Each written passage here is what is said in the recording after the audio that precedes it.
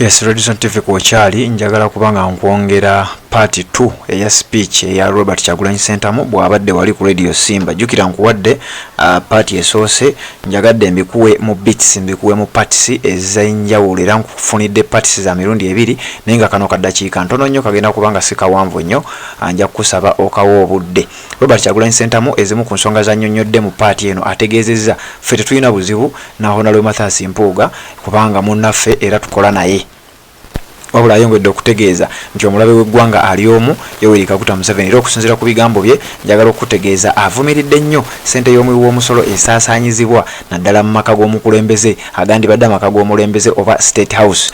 Museveni ne famire ye ssente ze basaasaanya. Avumiridde nnyo speaker ne section gy'akulembera eya parliament ssente zisaasaanyizibwa mu parliament era sigenda kubanga mbyogerera sigenda kubanga mwogerera kankuwe ebigambo bya Robert Kyagulanyi Ssentamu mu party eno anayenga gwa mupya nja kusaba kirira wansawo olabe ekigambo subscribe kikwateko o subscribing ku channel ya Feno okwate kade aka notification oberenga to missing nsonga yonna mu ngeri yemu nkusaba ogende side ya olaba ogende olaikinge kubanga gyokoma okulaikinga amawulire jega komo okubeera nga gatambula okwogera kwa mukulembeze Robert Kyagulanyi Ssentamu ojja kuba okuyambyeko okubeera nga kutambula kutuuke ku bannayuganda ab'enjawulo. Bannamawulire bonna bagezezzaako okulaba nga basimaasima Robert Kyagulanyi Ssentamu abeeko kyayogera ku nsonga zino naye era naye amaze n'akibawa era amaze n'ayogera ku nsonga zino zennyini nnyini azogeddeko n'ategeeza ffe tetulwanagana na Mpuuga era tewali buzibu bwonna buliwo na Mathias Mpuuga wabula ffe twayagala kutereeza nnyumba yaffe kubanga betulwanyisa batukuba nnyo ekintu ky'enguzi kati kitegeeza tulina okukirwana mu nnyumba then oluvannyuma tusooke tugende ate tubeere nga tukirwana nga tulwanyisa Museveni ne parliament ekulemberwa Anita Amangu. Kankuwa ebigambo bya Robert Kyagulanyi Ssentamu oluvannyuma nzija ate tubeere nga tweyongerayo n'ensonga era zino. Redison TV kwoli webale kubanga okyatugoberera. Balita n'amateeka agabba nakugambye Museveni tamenya banka ajja ne baleeta ekiteekateeka ne bakiisa swi n'alyoka anyagulula abantu. So buli kiyita mu parliament liba lifuuse etteeka classified budget neeyite liba lifuuse etteeka kuba parliament olukiiko lw'eggwanga olukulu olusalawo buli kye lusalawo liba lifuuse tteeka.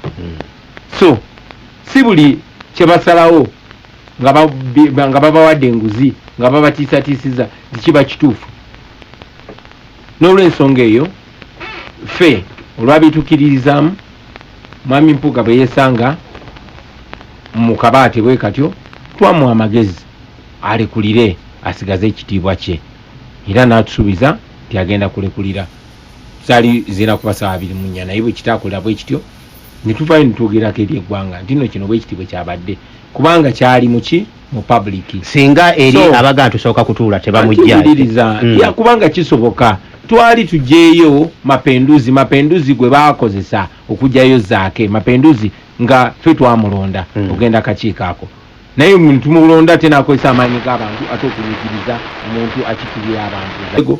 But most importantly tugende maaso tumanye nti tulina ekizibu eno revolution si just usual strategy no tulina okubeera kaali eri ffe kennyini awo tusobole okubeera kaali eri Museveni.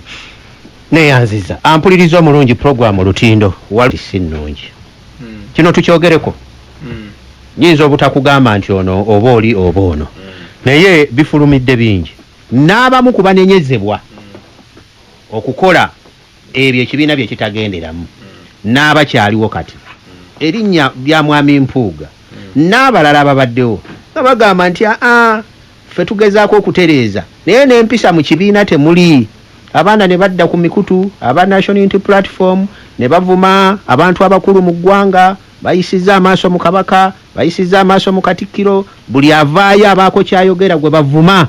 Kaakati ekyo kibiina ki ekyo nno kibadde nange umutima nga ngamba naafuna ddi ku mwami Kyagulanyi ayogere ku nsonga eyo naye Kyagulanyi asirise busirisi awuno wano gwe muwe bubi microphone yakigereko we bali kumbuza ku nsonga y'abaana simpisa mu kibiina lwaki empisa mu bavubuka bonna mu Uganda zibasiiwuse ebanza abaana basiiwuse empisa abaana bamayuse ate nakibawuningako ne mbagamba ekiseera kijja kutuuka kati mukyamwe ne mukyala bavuma n'ekiseera kijja kutuuka nga bamu bakwata n'emmundu nga sikyalina kyenyiza bagamba ate nga tekyakatandika. Ba Museveni bo tebaavumanga buvumi. Ba Museveni bakwata mmundu ne bakwata nalijambiya okumaliza nga 500,000 people bafudde. Omwana tayinza kutuuka myaka 2, 3, 4 ng'anyigirizibwa agibwako omusolo kyokka bbibwa bubbibwa. Talina ddoboozi luli nga n'okuba essimu ku radio kiri wala naye kati laba intaneti bwejja yajjanga ekisima abaana nga talina kyakukola bakulabye ku kamera ng'otta abantu talina kyakukola. Laba bwafuna intaneti nga tamanyi olina Facebook handle era ajja kuvuma akutaginga kye basobola okukola. Siwagira mpisa nsiufu. Okay? Naye tulina oku-understandinga abantu betuli. Malcolm X alina akatabo ke bamwandikako ke bagamba akatabo kayita The Hate That Hate Created. Obukyayi obwatondebwa obukyayi. Kati bwe muno obukyayi obwatondebwa obukyayi. Museveni okudibwa gegwanga lyaffe lino yali yatukyawa nnyo. Namakinga sure nti oluvannyuma lw'emyaka 40 ng'ali mu buyinza tukyatambulira mu nguudo ez'ebinnya. Abaana baffe bali mu makomera. Kati omwana atunda Olivia ali mu komera myaka 3 alina musango. Machete ali mu makomera myaka 3 alina musango. Kati ate n'alaba oba MP oba omukulembeze nga yavirako okusiba omwana oyo kuba omukulembeze yamuwalo omwana n'amucharginga. Lwaki tebagenda ne bavuma? So siwagira kuvuma kubanga kikyamu naye era mpagira abantu oku-expressinga themselves. Ekirala bantu baleme mu kwekweka mu bantu balala, baleme na kwekweka mu bintu bibaddewo in the past. Kibi nnyo. Evans bw'oba oyina ekintu ky'okwatibwamu kyuma mu discussinga tugamba kali wadde nkoze kino naye oli lwaki avuma. Yes, kituufu waliwo ab'empisa ensiiwufu. Nze mbeera mbarebukinga mbeera nange nkayana nabo ku internet ne mbagamba bannange yes express yourselves naye tulina obuvunaanyizibwa okulaga ekifaananyi ekiri decent. Bangi ba NUP ne bangi si ba NUP gye buvuddeko. Waliwo ne bennalabye babadde baagala okutaakinga omuvubuka eyabadde ku social media nga bola bene nga baagala omwataakinga ku NUP. No, bannange temwekweka mu bantu ba mpisa nsiiwuufu. Fe omulimu gwaffe kutereeza mpisa zaffe. So bwe bakusongamu weekubemu tooki weetereze. Neyanziza President mundabire nnyo. President munneebalize okwewaayo naffe gye tuli nnyo. Ye mukulu Makolo Kavuma waliwo we tutaategedde bulungi. Ntibanga abaana Honorable Mpuga, Honorable Nambeshe, Honorable Jole Mugisha ne Dr. Zedriga. Ne mu lukiiko olwo nayita n'abakulu mu kibiina Secretary General Mwami Rubongoya ne Deputy we Mukyala Aisha Kabanda. Mu lukiiko mwalimu omwanika w'ekibiina. Olukiiko olwo nayitamu n'abakulembeze ab'enkizo basatu mu kibiina bendabanga abantu abasajja bakulu ne bakyala bakulu abo nga Honorable Mwanga Kivumbi, Honorable Betty Namboze ne Honorable Medad Segona. Honorable Medad Segona mbona be nayita yatasobola kujja naye era twayitogedde naye nantegeeza nti ayine kooti gyalina genda mwera ne mugamba genda olwanire ku eyo front. So ne tusinkana ngera bwe nkugambye sijja kudda mu byali mu lukiiko ne twavaamu nga mukulu munaffe akkiriza ensobi gye yakola ngera yeetonze naye era naaweebwa amagezi okukola ebintu bisatu: okulekulira mu kitiibwa okuwuzaayo sente ezo n'okwetondera bannayuganda. Naye oluvannyuma ndowooza bwe yaweebwa amagezi ag'enjawulo n'akyusaamu ate ku kigambo kye.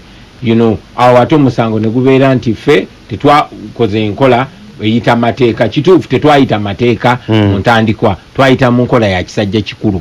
Kati enkola ya kisajja kikulu bwe yagaana kwe kusalawo tuyite mu nkola y'ekibiina.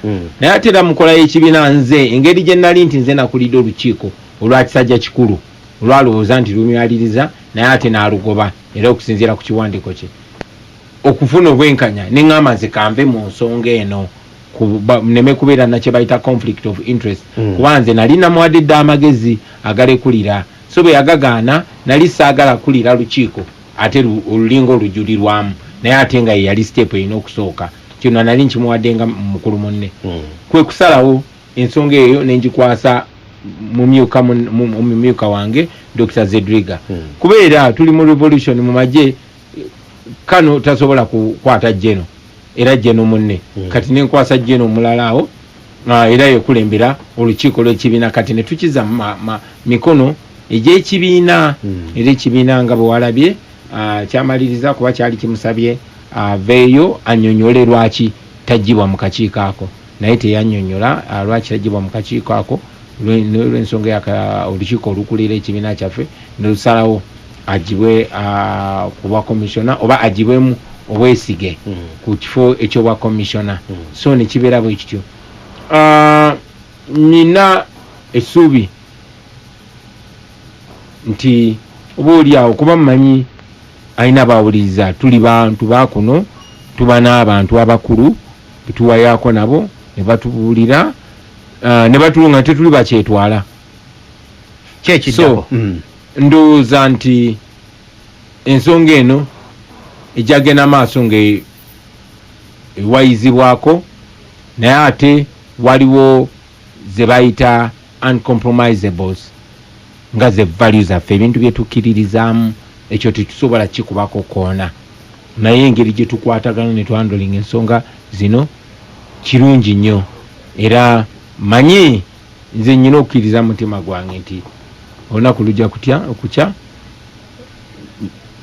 twogere olulimi lumu ne Honorable Mpuuga naye akkiriziganye nange tiddala kino kyali kikyamu kubanga tusobola okukkiriza nti kyamu ne tuyitawo wano ate ne tweyongerayo bangi besikanyiza nabo gye buyise naye tenemaliza nga nzikanyiza nabo naye ate waliwo ne besikanyiza nabo nga era still kati nga ani nga muganda ffe yabadde ku CBS ebbanga ddene nakola kino naye neugamba no kamuwe second chance ojjukira nga byonna bya through the times of people power ne kati waliyo benjo bagamba nti munange mwami Abedi Wanika byayogera bibye tebitukiikirira oba oli awo yabalabwa minisita wa Museveni kubanga ne Nobert Mao bwe yatandika bakera lumu Nobert Mao nafuuka nti mulabe waffe in fact yadda ku Twitter n'agamba kati nziguddewo olutalo lwa myaka 2 lunagenda okuggwanga Kyagulanyi mutade ku ttaka naye bw'amaliza nga minisita so bangi nnyo kubanga kati ffe twafuuka kyamaguzi owa mwami Museveni ayagala okukakasa mwami Museveni nti akola ayagala mukakasa nze nja kumaliriza aba NUP nja kumaliriza aba people power naye bagulunga ngamba nti tetulwana na muntu yenna era alwana naffe olwana na kirowoozo olwana n'Abannayuganda ffe ebirowoozo byetukiikirira bya Bannayuganda bw'atyo Robert Kyagulanyi Ssentamu bye bimu ku bigambo byawadde era ndowooza abasinga message eneesembyeyo ye mujja okusinga okutegeera tolwanagana na muntu olwanagana n'Abannayuganda mu bimu ku bigambo by'ennokoddeyo kye kimu ku bigambo ekyokuba nti abavuma si bantu ba kibiina kya NUP wabula bantu sekinoomu buli omu ayina omukutu ogugwe era buli omu akozesa omukutu ogugwe nga bw'ategeera abavuma bakwatibwa abavoola bakwatibwa so ate emikutu emirala gisigalawo nga gikyalwanira ensonga n'ensonga endala gyanokoddeyo yeyo okugamba nti abantu bajja kutuuka mu mukyali ku kyakuba nti bavuma naye bajja kutuuka bakwate n'emmundu bagende mu nsiko nga bali we baakola bigambo bibadde bingi nnyo sijja kubanga mbiddamu naye kansubira biwulidde bulungi nnyo bw'obanga towulidde programu yonna nja kukusaboddeyo ku ODA esoose eri emabega weeno gy'oliko yennyini obeere ng'obiwuliriza webali kubanga okyatugoberera Redzone TV kwoli bw'obanga oli mupya nga tonaba kubanga osubscribinga kirira wansi awo olaba ekigambo subscribe kikwateko osubscribinge ku channel eno okwate kadde ka notification kakuyambengako okujjukiza Redzone TV ng'etaddeyo ensonga yonna tuwuliziganye mu updates eziddako kubanga ffe amawulire tukyaga kuwa Redzone TV kwoli webali kubanga okyatugoberera.